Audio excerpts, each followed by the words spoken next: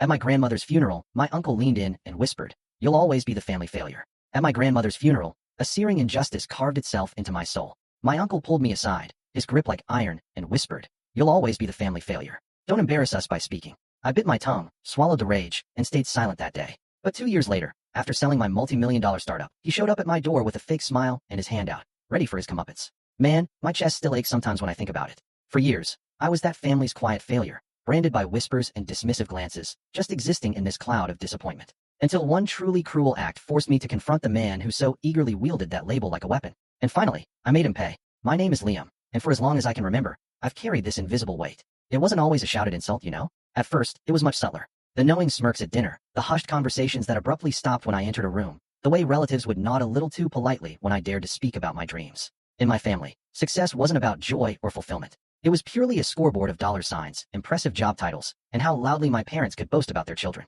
And in their eyes, I always came up short. I wasn't the star athlete like my cousin, or the straight A, the scholar my older brother effortlessly became. My sister was the musical prodigy, always showered with praise. I was just the kid who stayed up late hunched over a flickering computer screen or lost in notebooks filled with impossible sketches and ideas that hadn't seen the light of day. To me, it felt like exploration, a quest. To them, it just looked like wasted time. But the moment that truly etched the word failure onto my soul happened at my grandmother's funeral. I was 24, and grief already sat heavy in my chest. She was the one, the only one, who believed in me unconditionally. She'd slip me crumpled bills when I was broke, offer whispered words of encouragement when the others scoffed, and always told me she saw something in me no one else could. I thought maybe, just maybe, I'd get a chance to stand up, to honor her, to tell everyone what she truly meant. But as I started to rise, my uncle, my father's older brother, clamped a hand on my arm. His grip was more like an iron vice than a comforting touch. He leaned in, his breath sharp with coffee and stale cigarettes, and whispered words that still echo in my nightmares. "You'll always be the family failure. Don't embarrass us by speaking." I froze.